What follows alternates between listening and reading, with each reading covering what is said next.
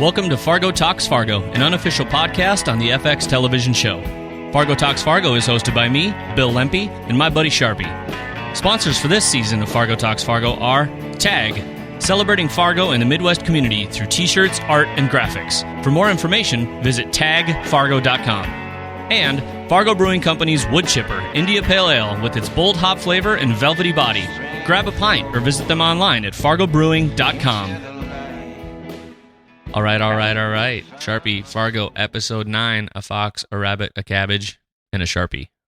Hey now. Not really the Charpie. That wasn't in the show. Should have been. Come on, Noah. How you feeling about this? About the show? Yeah. Where do you want to start? Episode 9? Pretty good. I mean, I was definitely entertained, but I was entertained. I guess I was entertained along the lines of like watching sort of, you know, the stereotypical like horror movie where you're screaming at the main character like, "Why are you doing that?" I felt a little bit like I was in that position. Like, come on, man, you just got away with so much. Why are you doing that? And I know a lot of writers like love to do that. They love to pull at those same strings, and I think that you could just be a little bit more creative. But it must be such easy strings to tug at. This feels like kind of like your first major gripe. No, I don't think I'd call it a gripe. I liked the episode a lot. I was very entertained the whole time. I don't want this to be seen as a gripe. I just want but it sounds like you're saying you wanted Lester to just fucking leave it and walk out of the bar and be like, "Holy shit, that was close." I thought there could have been a little bit more creative of a way to make that interaction rather than like Lester taking a big stick and just like poking at a bear's jaws, you know? Well, we already had a story about a bear. Yes, we did. And in the hunting supplies, the bear trap. I saw it. The bear trap, yeah. Did you just hear a car peel out? I don't know if people will hear that or not. No, I didn't. So we're officially recording our first Fargo Talks Fargo podcast. Not even near Fargo. You're in Colorado. Yep. I am in southeastern Minnesota, in Rochester. Yep. Home on the road. Home of the Mayo Clinic and good friend John Kipp. And I'm at a co-work space that I managed to line up for myself to set up all our crap and do this here. I can't believe they just let you in. It's pretty late. It's midnight, and I got a key. Very trustworthy, wonderful people. That's awesome. Well, I mean, it is only just 15 minutes from Bemidji. You should go check out Nygaard Insurance. Yeah, I probably will. Here's the side story I want to know about the TV show. I want to know what happened to the Bo Monk agency. Okay. Like, what's up with Bo? I want to know what's going on with Bo now. Because he's obviously lost his only 2 employees. You know, and I don't think Bo is the kind of guy to have been able to retire, right? He hasn't retired. He didn't make that much money. I don't know. His agency was on the ball. Maybe he and Gina struck a deal to get her cash, and he got Gina in return. Okay, how about we talk about... We're really sidestepping this podcast. All right, Fargo Talks Fargo. Fargo's episode 9. One more left. How are you feeling, Bill? Let me throw this one back in your face. How are you feeling?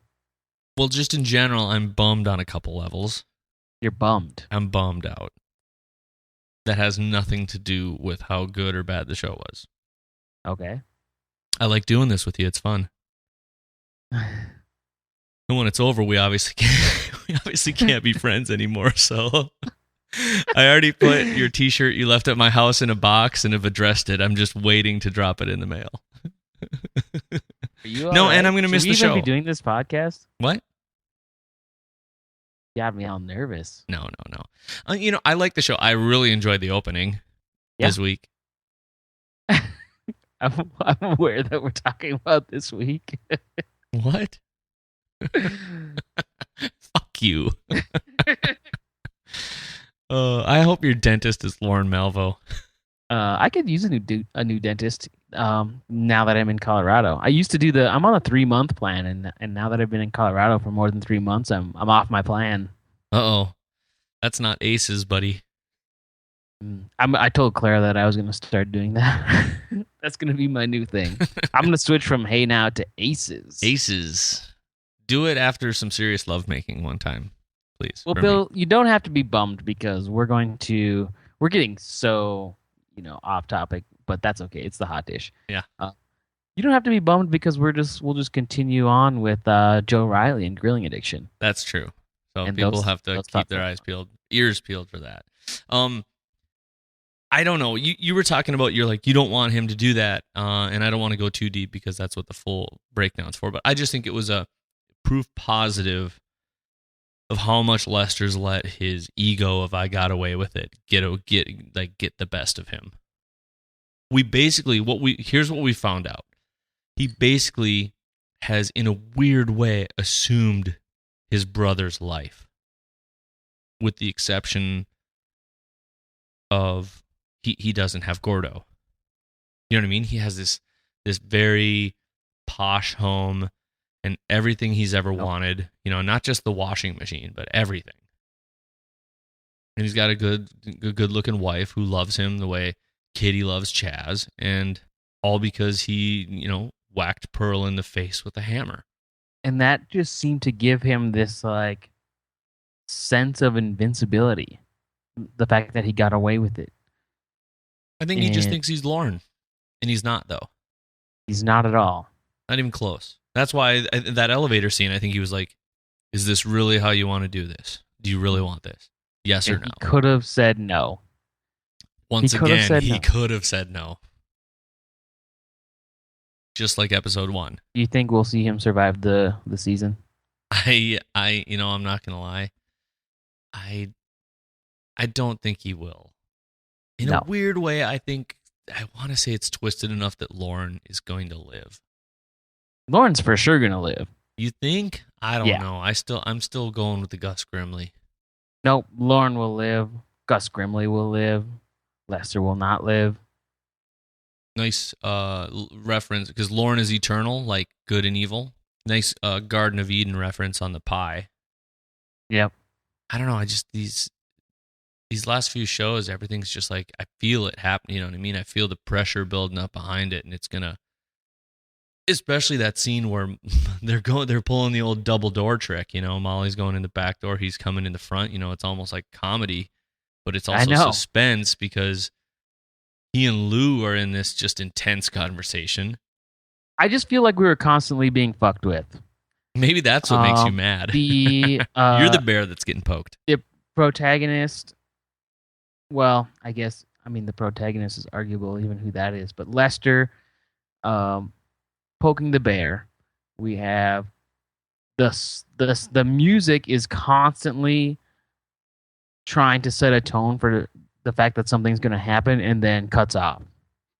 It's like it's like that horror film kind of mentality. It's just like music's building. Either it's going to stop and nothing's going to happen, or you're going to see somebody get stabbed in the neck. Good questions for Jeff Russo sometime if we can have a chat with him. Yeah, and that might be a possibility. We'll cross our fingers on that. Yep. I would love to ask him that. I would love to ask, how much of the score is coming from the director? Like, is the director sitting there like, I want a build right here? Or is he sort of... I don't know. Is that part of his artistic, license? Either way, it's fucking awesome. The director's going to be there for sure, either way. Yeah. But, like, how much leeway does he have? Do they suggest, like, I want to build here, I want it to cut off here? Do they do that? Do they dictate that in this kind of production? I don't know. Yeah. Those are questions we'll hopefully be able to ask. We're actually in the process of trying to see if we can... we're working on lining up something to see if before the season ends we can have a chat with Jeff Russo. Maybe we'll just continue writing Fargo, regardless of if there's a season 2 or not. Like and our we'll own just do fan all the stuff, in between. Yeah. I loved the Key and Peele stuff though. This episode that was fun. I always want to see more of them, but So do I, but I love the little the like the two rising up from below the desk thing. He's like, I loved that, and I loved when Budge and Pepper kind of scuttled into Lou's diner, and Budge, or I don't know which one's which. Do we even know which one's which? Yeah, because he introduced himself. Michael Keegan Key is Budge. Is that the short one? No, tall bald one. The tall bald one's Budge? That's Michael Keegan Key. Okay. His first name is hyphened, not his last name. So Pepper scuffles in, his shirt's all disheveled and his tie's all in disarray. Array. I don't know what you're doing tonight. Late, man. Well, that's what we do. We try to get this thing out as soon as we can. Hey, it's the Hot Dish coming at you with lots of energy. So Bill's in Rochester. I'm in Colorado. We're slanging this thing together. I'm excited for the rundown tomorrow. I've got some dishes. I gotta give my second watch because tonight I really did like a hard, just like I'm watching it. I was on the couch in my hotel room here. You ordered the chilling blackjack pizza, yeah, the potato chips. Nope, there was none of that happening. I had already Buffalo Wild Wings. I had already eaten down the street and had myself a nice pisco sour at the doggery before I went back to my room. Yeah. Do you have a hot dog? Nope, no hot dog. I had a burger at Newt's. You had a burger at the doggery? Doggery is actually slang for speakeasy from back during Prohibition. Anyway, we've derailed. I also really like the part where they just they didn't like completely push Bill Oswalt in his place, but they basically said, like, nice work, Deputy Solverson. This is amazing work. And Molly just kind of goes, and then walks away, like, because she's not a dick about it, you know? I guess it's because we're coming towards the end of the season, but yeah, it's a lot of things that were kind of expected, you know? We had Bill being put in his place a little bit, Molly sort of getting, paid to her what has been due for a long time. Lester, after he's sort of turned, he's getting what's been coming to him for a long time. I guess everything's coming to a head. Yes. Right on time. I think there are some things that we don't know just yet either. We had a comment on our Facebook page of somebody pointing out Kun Kutsamata, sorry. Either way, we got a comment. I'm so sorry about that. We got a comment about the file that Wrench and Numbers got. Like, they had an inside man. Remember that from that one scene? Yep. From like some sort of corrupt cop. Yep. And I wonder, and so now it's like, when is this going to come back? Is it going to come back? Was that the guy that came into the file room? No. That guy had like a weird, that was one of those Fargo Duluth accents that sounded Scottish. We got to go back to that episode, but I'm just remember trying to how those accents started in episode 1? Everybody kind of had a little bit of a Scottish tone. Yeah. They've grown out of it. I just want to know. Are you sure? I'm gonna. We'll look it up. All food for tomorrow night. Yep. I find myself really wanting. I really want Russell Harvard to come back as Wrench. I want to see it one more time.